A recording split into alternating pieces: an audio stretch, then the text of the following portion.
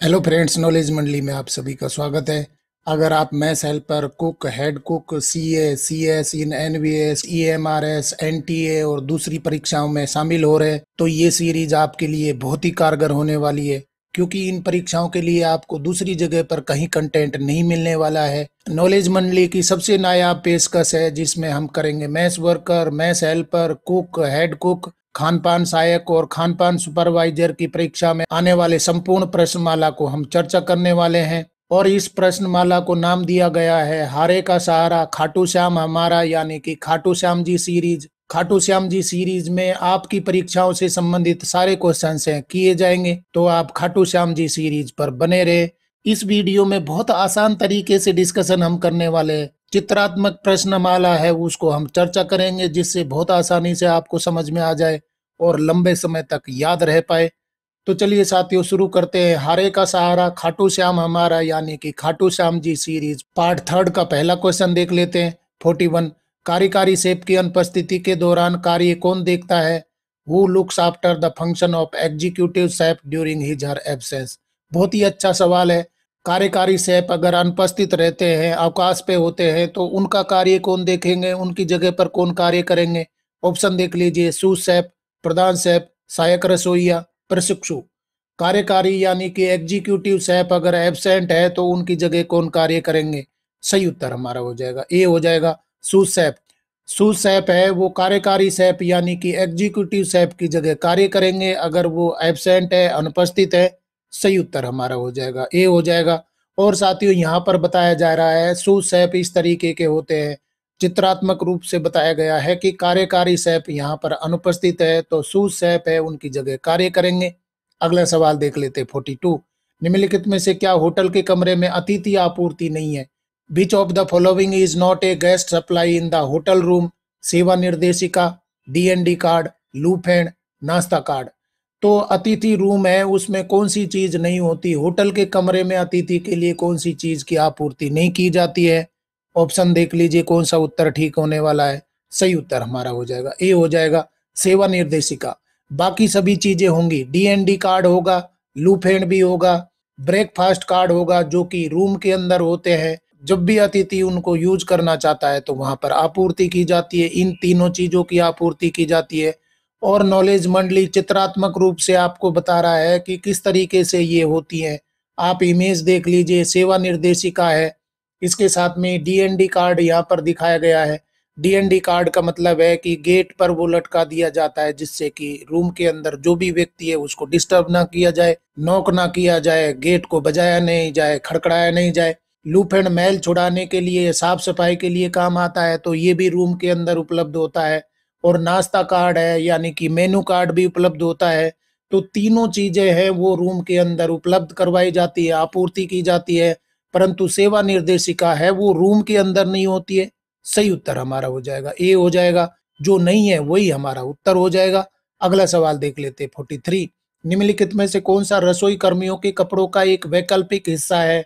बहुत ही अच्छा क्वेश्चन है। रसोई कर्मियों की विशेष ड्रेस होती है, तो उस ड्रेस का कौन सा वैकल्पिक पार्ट होता है? जरूरी नहीं है। अगर जरूरी होता तो यहाँ पर आवश्यक पार्ट बोला जाता, वैकल्पिक पार्ट बोला गया है। यानी कि रसोई कर्मी की ड्रेस में कौन सा हिस्सा है वो वैकल्पिक होता है, बहुत आवश्यक नहीं है। लगा भी सकते हैं, यूज भी कर सकते हैं, नहीं भी कर सकते। कौन सा पार्ट हो जाएगा? इंग्लिश वर्जन देख लीजिए। विच of the following is an optional part of the clothing of kitchen personal? नाम टैग, तहबंद, टोपी, नेक टाई। तो नेम टैग होगा या एप्रोन होगा या हैट होगा या नेक टाई होगा? कौन सा पार्ट है जो ऑप्शनल होता है, वैकल्पिक होता है, जरूरी नहीं होता? सही उत्तर हमारा हो जाएगा ए, हो जाएगा। नेम टैग है वो जरूरी नहीं होगा, बाकी सभी आवश्यक हो जाएंगे। तहबंद यानी कि एप्रोन होगा, हैट भी होगी, नेक टाई भी होगी। ये तीनों रसोई कर्मियों के कपड़ों के लिए आवश्यक होते हैं। परंतु नेम टैग है वो आवश्यक नहीं है, लगा भी सकते हैं, नहीं भी लगा सकते। सही उत्तर हमारा क्या हो जाएगा? ए, हो जाएगा। नेम टैग वैकल्पिक होता है, ऑप्शनल होता है। नेम टैग आप देख लीजिए, होटल होगा उसका लोगो होता है, इसके साथ में जो भी नाम है वो लिखा जाता है। तो नेम टैग है ये जरूरी नहीं होता। किसके लिए? रसोई कर्मियों के लिए। बाकी होटल कर्मियों के लिए ये जरूरी होता है, परंतु रसोई कर्मी है इसको धारण भी कर सकते हैं, नहीं भी कर सकते। सही उत्तर हमारा हो जाएगा ए हो जाएगा। अगला सवाल देख लेते हैं 44। विश्व की रसोई का सम्राट किसे माना जाता है? Who is regarded as the emperor of the world's kitchen. बहुत ही अच्छा सवाल है। विश्व का कौन व्यक्ति है जो कि रसोई का सम्राट कहलाता है? सेप एस्कोपियर, सेप थॉमस केलर, सेप निकोलस एपर्ट, सेप एलेक्सिस सोयर। रसोई का सम्राट कौन कहलाता है आपको पता होना चाहिए, क्योंकि आप मेस वर्क हॉस्पिटैलिटी से संबंधित है, भोजनालय से संबंधित है, तो भोजन से संबंधित रसोई का सम्राट है किसे कहते हैं? सही उत्तर हमारा हो जाएगा ए हो जाएगा। सेप एस्कोपियर। सेप एस्कोपियर है वो विश्व का रसोई सम्राट कहलाता है, यानी कि बहुत बड़े सेप हुए हैं। और यहाँ पर दिखाया जा रहा है सेप एस्कोपियर, इस तरीके की इमेज है। ये सेप एस्कोपियर है जो कि विश्व की रसोई के सम्राट कहलाते हैं, मतलब कि बहुत नामी ग्रामी विश्व प्रसिद्ध शेफ रहे हैं। सही उत्तर हमारा हो जाएगा ए हो जाएगा। अगला सवाल देख लेते हैं 45। ग्राहकों के लिए यात्रा मार्गों की योजना बनाने के लिए कौन सा विभाग जिम्मेदार है? Which department is responsible for planning the travel routes for the customers. लोग भ्रमण के लिए निकलते हैं और वहां पर वो होटल भी लेते हैं। अगर वो होटल में ठहरे हुए हैं तो होटल के कौन से विभाग हैं जो कि यात्रा मार्गों की योजना बनाने में मदद करते हैं? सामने की मेज, द्वारपाल, प्रबंधन, हिसाब किताब। कौन सा विभाग है जो कि कस्टमर के लिए ट्रेवल रूट्स को प्लान करने में मदद करता है, यानी कि यात्रा मार्गों की योजना बनाने में हेल्प करता है? सही उत्तर हमारा हो जाएगा बी हो जाएगा, द्वारपाल। अगर होटल में कोई व्यक्ति रुके हुए हैं, ठहरे हुए हैं, तो कहाँ कहाँ पर उनको विजिट करवाना है, कौन सी जगह पर नाश्ता होगा, कहाँ पर लंच होगा, कहाँ पर डिनर होगा, ये सारा प्लान किया जाता है किसके द्वारा? द्वारपाल, यानी कि कॉन्सियर्ज के द्वारा। सही उत्तर हमारा हो जाएगा बी हो जाएगा। और आप देख लीजिए कॉन्सियर्ज क्या हो जाएगा, इमेज दिखाने का मतलब क्या होता है कि आपको ये चीजें रेलेवेंट हो जाती है। प्रश्न अगर इसी तरीके का आ जाएगा तो इमेज आपके दिमाग में रहेगी और उस इमेज के अनुसार आप उत्तर कर सकते हैं, सही उत्तर टिक मार सकते हैं। होटल के कॉन्सर्ज क्या कार्य करते हैं? यात्रा मार्गों की योजना बनाने में मदद करते हैं ग्राहकों के लिए।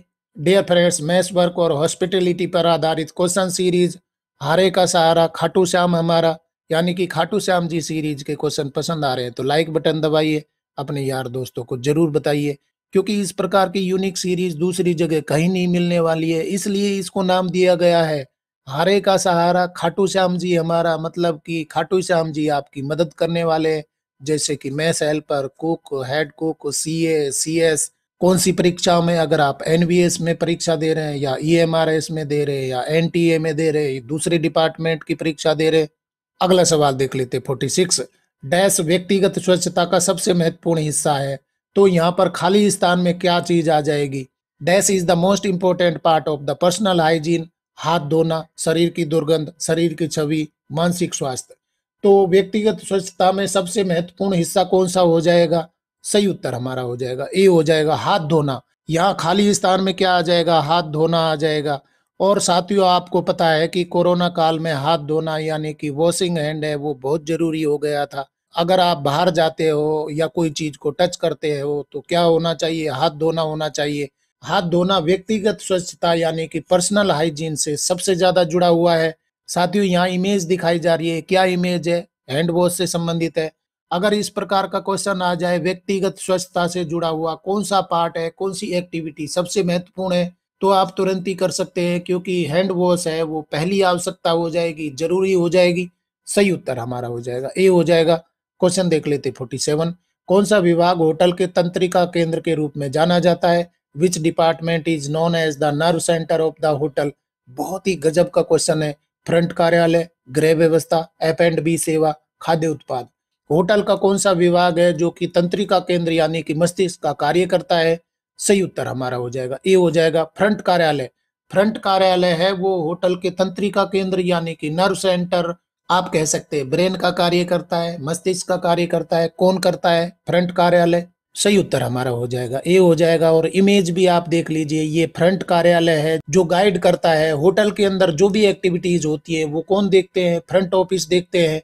लोगों से मिलना जुलना, उनका रजिस्ट्रेशन करवाना, उनका ठहराना, उनकी व्यवस्था करना, सारा कार्य किसका हो जाएगा? फ्रंट कार्यालय का हो जाएगा। तंत्रिका केंद्र बोल रहे किसका? होटल का तंत्रिका केंद्र हो जाएगा, फ्रंट कार्यालय हो जाएगा। अगले सवाल देख लेते 48। रिक्त स्थान का रंग होटल की रसोई में काम करने वाले कर्मियों के पदनाम के बारे में बताता है। बिल्कुल ही गजब का क्वेश्चन है। The colour of dash reveals about the designation of personal working in kitchen of hotel. रसोई में काम करने वाले कर्मियों के पद नाम को, यानी कि उसका पद किस तरीके का होगा, वो कौन सी चीज के रंग को देख करके आप बता सकते हैं। टोपी, नेकटाई, तहबंद, जूते। ड्रेस का कौन सा पार्ट है जिसके रंग को देख करके आप कर्मियों के पदनाम को पहचान सकते हैं, रसोई कर्मी के पदनाम को पहचान सकते हैं। सही उत्तर हमारा हो जाएगा बी, हो जाएगा नेकटाई। नेकटाई के रंग से आप रसोई कर्मी के पदनाम को पहचान सकते हैं, मतलब कि नेकटाई का कलर है वो क्या बताएगा, उसके पोस्ट को बताएगा, किसके, रसोई कर्मी के। सही उत्तर हमारा हो जाएगा बी, हो जाएगा। और यहाँ पर देख लीजिए नेकटाई, देख लीजिए अलग अलग नेकटाई के कलर होते हैं, और इस नेकटाई के कलर के आधार पर रसोई में कार्य करने वाले व्यक्ति का पदनाम आप पहचान सकते हैं, बता सकते हैं। सही उत्तर हमारा हो जाएगा बी, हो जाएगा। अगला सवाल देख लेते 49। सैलामेंडर को वर्गीकृत किया जा सकता है। Salamander can be classified is. Salamander है वो एक उपकरण होता है, तो वो किस प्रकार के उपकरण में आता है। मध्यम आकार के उपकरण, बड़े आकार के उपकरण, छोटे आकार के उपकरण, बहुत छोटे आकार के उपकरण। सैलामेंडर किस प्रकार के उपकरण में वर्गीकृत किया जा सकता है। सही उत्तर हमारा हो जाएगा बी, हो जाएगा, बड़े आकार के उपकरण। लार्ज साइज के इक्विपमेंट के रूप में उसको क्लासिफाइड किया जा सकता है, वर्गीकृत किया जा सकता है, बांटा जा सकता है, किसको, सैलामेंडर को। और साथियों देख लीजिए सैलामेंडर यहाँ पर दिखाया गया है। एक सैलामेंडर उपकरण है जो बड़ी साइज का होता है, ये रसोई में काम आता है, होटल में काम आता है, तो इसको किस प्रकार का उपकरण बोलते हैं, बड़ी साइज का उपकरण बोलते हैं। सही उत्तर हमारा हो जाएगा बी, हो जाएगा। अगला सवाल देख लेते हैं 50। रसोई में तैयार भोजन की गुणवत्ता के लिए जिम्मेदार कौन होता है एवं विभाग का समग्र प्रभारी कौन होता है। बहुत ही जबरदस्त क्वेश्चन है। Who is an overall in charge of the department and is responsible for quality of food prepared in the kitchen. रसोई में जो भोजन बनेगा उसकी गुणवत्ता के लिए जिम्मेदार कौन होगा। साथ में रसोई के सारे प्रभार को देखने की जिम्मेदारी किसकी हो जाएगी। मुख्य रसोईया, सूस शेफ, अनुभाग शेफ, सहायक रसोईया। आपने मेस वर्क और हॉस्पिटैलिटी में कार्य किया है तो निश्चित रूप से बता सकते हैं कि रसोई में भोजन तैयार किया जा रहा है उसकी गुणवत्ता के लिए कौन जिम्मेदार होगा। साथ में रसोई के समग्र प्रभार के लिए कौन जिम्मेदार होगा। सही उत्तर हमारा हो जाएगा ए, हो जाएगा, मुख्य रसोईया। एग्जीक्यूटिव शेफ है वो रसोई में तैयार भोजन की गुणवत्ता और रसोई के लिए प्रभारी हो जाएगा। सही उत्तर हमारा हो जाएगा ए, हो जाएगा। इमेज में आप देख सकते हैं एग्जीक्यूटिव शेफ है यानी कि मुख्य रसोईया है, वो रसोई में तैयार भोजन की गुणवत्ता के लिए और रसोई के समग्र प्रभार के रूप में जिम्मेदार हो जाएगा। सही उत्तर हमारा हो जाएगा ए, हो जाएगा। डियर फ्रेंड्स, अगर आप परीक्षा दे रहे हैं mess helper, cook, head cook, CA, CS, in NVS, EMRS, NTA और दूसरे इसी प्रकार की एग्जामिनेशंस के लिए, तो खाटू श्याम जी सीरीज आपके लिए बहुत ही कारगर होने वाली है, क्योंकि मैथ्स वर्क और हॉस्पिटैलिटी आपके सिलेबस में रखा गया है और इस प्रकार के क्वेश्चंस है वो दूसरी जगह कहीं नहीं मिलने वाले हैं। चित्रात्मक यहाँ पर समझाया जा रहा है, चित्र से इमेज है आपके दिमाग में बनी रहेगी और क्वेश्चन को भी आप कर सकते हैं।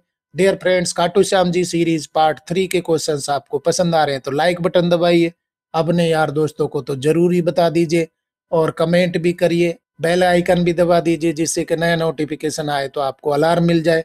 देख लेते हैं अगला सवाल 51। किस वस्तु को 18 डिग्री सेल्सियस पर संग्रहित किया जा सकता है। Which of the commodity can be stored at 18 degree Celsius. बहुत ही अच्छा क्वेश्चन है, जानू क्वेश्चन आप कह सकते हैं। समुद्री भोजन, मछली, प्याज, आइसक्रीम, मतलब कि वो कौन सी चीज है इनमें से जिसको 18 डिग्री सेल्सियस पर स्टोर किया जाता है। आप रसोई में कार्य कर रहे हैं तो बहुत सारी चीजों को स्टोर करना पड़ता है, बहुत सारी सामग्री को स्टोर करना पड़ता है, तो 18 डिग्री सेल्सियस पर इनमें से कौन सी चीज को स्टोर करेंगे। समुद्री भोजन होगा कि मछली होगी कि प्याज होगा कि आइसक्रीम होगी। सही उत्तर हमारा हो जाएगा सी, हो जाएगा, प्याज। प्याज को आप 18 डिग्री पर स्टोर कर सकते हैं, बाकी चीजें तो खराब हो जाएंगी परंतु प्याज जरूरी है और उसको 18 डिग्री सेल्सियस पर भी आप स्टोर कर सकते हैं। आप देख लीजिए इमेज के साथ में इसको कोरिलेट करिए, मतलब कि 18 डिग्री सेल्सियस पर आप प्याज को स्टोर कर सकते हैं, संग्रह कर सकते हैं। सही उत्तर हमारा हो जाएगा सी, हो जाएगा। क्वेश्चन देख लेते हैं 52। संशोधित पादप संरचनाएं जो पोषक तत्वों को संग्रहित करने के लिए बढ़ाई या उगाई जाती हैं वे हैं। The modified plant structures that are enlarged to store nutrients are. बहुत ही गजब का क्वेश्चन है। इनमें से कौन सा है जो संशोधित पादप संरचनाएं कहलाती हैं, और ये संशोधित पादप संरचनाएं हैं विशेष प्रकार के पोषक तत्वों को संग्रहित करती हैं। इसलिए इनको ग्रो किया जाता है, उगाया जाता है, एनलार्ज करवाया जाता है। फली, कंद, जड़े, बल्ब। कौन सा पादप संरचना है जो कि पोषक तत्वों को संग्रहित करती है, स्टोर करती है? सही उत्तर हमारा हो जाएगा बी हो जाएगा, कंद। कंद यानी कि ट्यूबर्स है, वो मॉडिफाइड प्लांट स्ट्रक्चर्स है, संशोधित पादप संरचना है। प्लांट में रूट, स्टेम, लीव्स होती है। रूट में अगर कोई चीज स्टोर होने लगे, या स्टेम में स्टोर होने लगे, या लीफ में स्टोर होने लगे, तो उसको आप क्या बोलेंगे? मॉडिफाइड प्लांट स्ट्रक्चर बोलेंगे। और वो क्या चीजों को स्टोर कर रही है? पोषक तत्वों को संग्रहित कर रही है, इसलिए इनको रखा जाता है। तो सही उत्तर क्या हो जाएगा? कंद हो जाएगा। और साथियों, आपको पता है कि हमारे भोजन में कंद, मूल और फल होते हैं। तो कंद का मतलब होता है स्टेम होता है। स्टेम है, कोई चीजों को स्टोर करने लग जाए तो वो क्या कहलाती है? कंद कहलाती है। मूल का मतलब जड़ें होती है, वहां पर कुछ चीजें स्टोर कर ली जाती है। और लीफ भी कुछ चीजों को स्टोर करती है। तो अलग अलग पार्ट हैं जो पोषक तत्वों को स्टोर करते हैं, और वो हम भोजन के रूप में काम लेते हैं। तो इनको ग्रो करवाया जा सकता है। ट्यूबर कहते हैं, आलू है, गाजर है, मूली है, चुकंदर है, सलगम है। तो ये सब चीजें हैं, बहुत जरूरी होती हैं, पोषक तत्व इनमें स्टोर किए जाते हैं।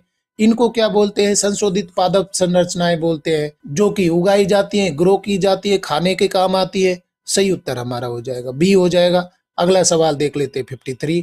खाली स्थान में एक खंडित शरीर, एक काइटिन का बाहरी कंकाल और युग्मित संयुक्त अंग होते हैं।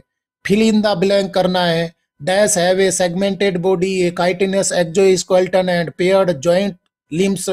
ये एक जीव के बारे में बताया गया है। एक सेगमेंटेड बॉडी होती है उसकी, काइटिन का एक्सोस्केलेटन होता है, और पेयर्ड जॉइंट लिम्स उसमें पाए जाते हैं। मतलब कि खंडित शरीर होता है, एक काइटिन का खोल होता है और उसके युग्मित संयुक्त अंग होते हैं। वो कौन सा जीव हो जाएगा इनमें से? सीप, झींगे, घोंगे, शंख, इनमें से कौन सा हो जाएगा? सही उत्तर क्या हो जाएगा? बी हो जाएगा, झींगे। झींगे का शरीर खंडित होता है, काइटिन का खोल होता है और उसके संयुक्त अंग होते हैं, मतलब कि जॉइंटेड अपेंडेजेस पाए जाते हैं। और ये आर्थ्रोपोडा का होता है। तो यहाँ खाली स्थान में क्या आ जाएगा? झींगा आ जाएगा। झींगा मछली है, वो भोजन के रूप में काम ली जाती है। तो क्या आ जाएगा यहाँ पर? प्रॉन आ जाएगा, प्रॉन फिश आ जाएगा। सही उत्तर हमारा हो जाएगा बी हो जाएगा, प्रॉन फिश। आप देख लीजिए, इसके सेगमेंटेड बॉडी होती है, बॉडी है उसमें सेगमेंटेशन पाए जाते हैं, खंडित शरीर होता है। साथ में इनके ऊपर काइटिन का खोल होता है, कवच होता है, और इसके बॉडी पर पेयर्ड जॉइंट लिम्स पाए जाते हैं, यानी कि पेयर्ड जॉइंट अपेंडेजेस इसमें पाए जाते हैं। तो इस तरीके की स्ट्रक्चर है। जीव के बारे में यहाँ बताया गया है। तो वो फिश कौन सी हो जाएगी? वो जीव कौन सा हो जाएगा? प्रोन हो जाएगा। सही उत्तर हमारा हो जाएगा बी हो जाएगा। अगला सवाल देख लेते हैं 54। दूध और अंडे को स्टोर करने के लिए कौन सा तापमान उपयुक्त है? बिल्कुल ही जानू क्वेश्चन है। Which temperature is suitable to store milk and eggs? 5 degree Celsius, 6 degree Celsius, 4 degree Celsius, 2 degree Celsius. अगर आपको दूध और अंडे स्टोर करने हैं तो कितना तापमान रखना होगा? हमने इससे पहले वाले क्वेश्चन में देखा कि प्याज को अगर आप स्टोर कर रहे हैं तो टेम्परेचर कितना होना चाहिए? 18 डिग्री सेल्सियस होना चाहिए। परंतु उसी जगह पर आप दूध और अंडे को स्टोर कर रहे हैं तो तापमान कितना होना चाहिए? सही उत्तर हमारा हो जाएगा सी हो जाएगा, 4 डिग्री सेल्सियस। 4 डिग्री तापमान पर आप इनको स्टोर करेंगे तो वो सुरक्षित रह सकते हैं। सही उत्तर हमारा हो जाएगा सी हो जाएगा। आप इमेज देख लीजिए, यहाँ पर दूध और अंडा अगर स्टोर करना है आपको तो कितना डिग्री टेम्परेचर होना चाहिए? 4 डिग्री टेम्परेचर होना चाहिए। इमेज के साथ में आप याद रखिए। अगला सवाल देख लेते 55। व्यंजनों को मानक तरीके से किसने रिकॉर्ड किया? बहुत ही जबरदस्त क्वेश्चन है। Who recorded recipes in a standard manner? सेप एस्कोपियर, सेप गार्डन रामसे, सेप जेमी ओलिवर, सेप एंटोनिन कैरेमे। तो व्यंजनों को मानक तरीके से रिकॉर्ड करने का कार्य सबसे पहले किसने किया था? सही उत्तर हमारा हो जाएगा डी हो जाएगा, सेप एंटोनिन कैरेमे। सेप एंटोनिन कैरेमे ने व्यंजनों को मानक तरीके से रिकॉर्ड करने का कार्य शुरू किया था। और साथियों देख लीजिए, नॉलेज मंडली आपको बता रहा है, सेप एंटोनिन कैरेमे की इमेज यहाँ पर दिखा रहा है। ये सेप एंटोनिन कैरेमे है जिन्होंने सबसे पहले व्यंजनों को मानक तरीके से रिकॉर्ड करना शुरू किया था। सही उत्तर हमारा हो जाएगा डी हो जाएगा। मैस वर्क और हॉस्पिटैलिटी पर आधारित क्वेश्चन सीरीज हारे का सहारा खाटू श्याम जी हमारा, यानी कि खाटू श्याम जी सीरीज आपको पसंद आ रही है तो लाइक बटन दबाइए, अपने यार दोस्तों को भी बताइए, कमेंट भी कर दीजिए। अगला सवाल देख लेते हैं 56। व्यंजन तैयार करने और प्रस्तुत करने में सेक्शन शेफ की मदद कौन करता है?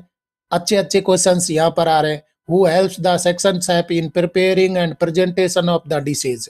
प्रशिक्षु, शेफ के अधीन, सहायक रसोइया, प्रधान शेफ। अलग अलग टाइप के शेफ होते हैं होटल में।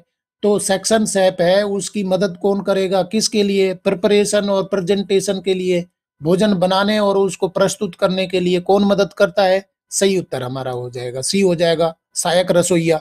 असिस्टेंट कुक है, वो फूड प्रिपरेशन में मदद करता है, साथ में डिशेज को प्रेजेंट करने में भी मदद करता है। किसकी? सेक्शन शेफ की। सही उत्तर हमारा हो जाएगा सी हो जाएगा। साथियों, नॉलेज मंडली आपको बता रहा है सेक्शन शेफ यहाँ पर दिखा रहा है। सेक्शन शेफ की मदद की जा रही है किसके द्वारा? सहायक रसोइया यानी कि असिस्टेंट कुक के द्वारा मदद की जा रही है। किसके लिए? भोजन बनाने में और डिशेज को प्रस्तुत करने में। अगला सवाल देख लेते हैं 57। टैकोस बनाने के लिए कौन सा अनाज पसंद किया जाता है? बिल्कुल बालमा क्वेश्चन है। विच cereal is preferred for making tacos? Tacos अगर आपको बनाना है तो कौन सा अनाज काम लेंगे? मक्का, गेहूं, बाजरा, चावल। टैकोस आपको तैयार करना है तो कौन सा मनपसंद आपका अनाज हो जाएगा? सही उत्तर हमारा हो जाएगा ए हो जाएगा, मक्की। मक्का है वो टैकोस बनाने में काम लिया जाता है। और नॉलेज मंडली आपको यहाँ पर बता रहा है टैकोस, इस तरीके के टैकोस आपको अगर बनाने हैं, तैयार करने हैं, तो कौन सा अनाज काम लिया जाएगा? मक्का काम लिया जाएगा। बहुत ही अच्छा क्वेश्चन है, बालमा क्वेश्चन है, आपको याद रहेगा परीक्षा में भी। अगला सवाल देख लेते हैं 58। रसोई का वह भाग जहां फलों और सब्जियों को धोया और काटा जाता है कहलाता है? A section of kitchen where fruits and vegetables are washed and cut is called as? कोठार, रसोई खाना, बेकरी, कमिश्नरी। बहुत ही अच्छे अच्छे क्वेश्चन आ रहे हैं यार, बार बार कहना पड़ रहा है। जहां फलों और सब्जियों को धोया और काटा जाता है वो पार्ट क्या कहलाता है रसोई का? क्या कोठार कहलाएगा, कसाई खाना कहलाएगा, या बेकरी, या कमिश्नरी? आपने अगर रसोई में काम किया है, होटलों में काम किया है, तो निश्चित रूप से आपको पता होगा। सही उत्तर हमारा हो जाएगा डी हो जाएगा, कमिश्नरी बोलते हैं उसको। रसोई का वह भाग जहां पर फलों और सब्जियों को धोया जाता है और काटा जाता है, उस भाग को क्या बोलते हैं? कमिश्नरी बोलते हैं। सही उत्तर हमारा हो जाएगा डी हो जाएगा। और साथियों, यहाँ पर नॉलेज मंडली आपको दिखा रहा है, कमिश्नरी दिखा रहा है, जहां पर फलों और सब्जियों को धोया जाता है, काटा जाता है, वो भाग क्या कहलाता है? कमिश्नरी कहलाता है। आप यहाँ पर कमिश्नरी देख रहे हैं। रसोई के उस भाग में जहां पर फलों और सब्जियों को धोया काटा जाता है उसको कमिश्नरी बोलते हैं। Move to question number 59। भोजन उत्पादन करने के लिए जूते खरीदते समय आपको किन दो विशेषताओं की जांच करनी चाहिए? Which two features you must check while purchasing shoes for the food production personal? बहुत ही अच्छा क्वेश्चन है। फिसलन भरा और आरामदायक, पानी सोखने वाला और पैर की उंगलियों के लिए सुरक्षात्मक, पैरों के लिए सुरक्षात्मक और आरामदायक, फिसलन प्रतिरोधी और पैर की उंगलियों की सुरक्षात्मक। तो किन दो विशेषताओं को आप ध्यान रखेंगे, जांच करेंगे जूता खरीदने से पहले? सही उत्तर हमारा हो जाएगा डी हो जाएगा, फिसलन प्रतिरोधी, साथ में पैर की उंगलियों की सुरक्षात्मक। बहुत बड़ी बात बताई गई है, क्योंकि रसोई कर्मी जिस जगह पर कार्य करता है, हो सकता है वहां फिसलन हो, इसके साथ में ही उसकी उंगलियां है वो खराब हो सकती है, उसको लंबे समय तक कार्य करना पड़ता है। तो पैर की उंगलियों की सुरक्षा के लिए जूते उचित होने चाहिए और फिसलन नहीं होनी चाहिए, फिसलन प्रतिरोधी होने चाहिए। ये दो चीजें आपको ख्याल रखनी पड़ेंगी अगर आप भोजन उत्पादन कर्मी यानी कि रसोई में काम करने वाले व्यक्ति के लिए जूते खरीदने जा रहे हैं। सही उत्तर हमारा हो जाएगा डी हो जाएगा। और साथियों, देख लेते हैं मैस वर्क एंड हॉस्पिटलिटी पर आधारित क्वेश्चन सीरीज, हारे का सहारा खाटू श्याम हमारा, यानी कि खाटू श्याम जी सीरीज पार्ट 3 का अंतिम सवाल 60। निम्नलिखित में से किसे छोटे आकार के उपकरण के रूप में वर्गीकृत किया जा सकता है?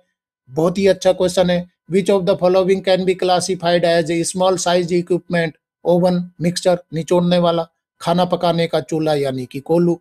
आपने रसोई में कार्य किया है तो छोटे आकार के उपकरण है, किसको मानेंगे?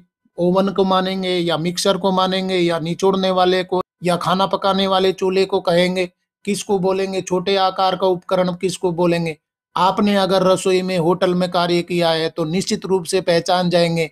और साथियों, आप मैस वर्क और हॉस्पिटलिटी से संबंधित परीक्षाएं दे रहे हैं, जैसे कि mess helper, cook, head cook, CA, CS, तो आपकी परीक्षा में यही तो क्वेश्चन आएंगे। और क्या क्वेश्चंस आएंगे? ये आपसे संबंधित है, आपके वर्क से संबंधित है, तो इसी प्रकार के क्वेश्चंस हैं, वो ही पूछे जाएंगे। तो छोटे आकार के उपकरण है, इनमें से कौन सा हो जाएगा? सही उत्तर हमारा हो जाएगा सी हो जाएगा, निचोड़ने वाले यानी कि मैसर। मैसर है वो सबसे छोटा उपकरण कहलाएगा। और यहाँ दिखाया जा रहा है निचोड़ने वाला, नींबू निचोड़ने वाला, मैसर है, इनमें से सबसे छोटे आकार का उपकरण हो जाएगा, रसोई का उपकरण हो जाएगा निचोड़ने वाला यानी कि मैसर। इस तरीके से साथियों खाटू श्याम जी सीरीज पार्ट 3 के अंतिम क्वेश्चन तक हम पहुंच गए हैं। अभी तक हमने 60 question mess work and hospitality पर आधारित किए हैं और ये सभी क्वेश्चन से आपकी परीक्षाओं में पूछे जाएंगे, जैसे कि mess helper, cook, head cook, CA, CS in NVS, EMRS, NTA and other departments.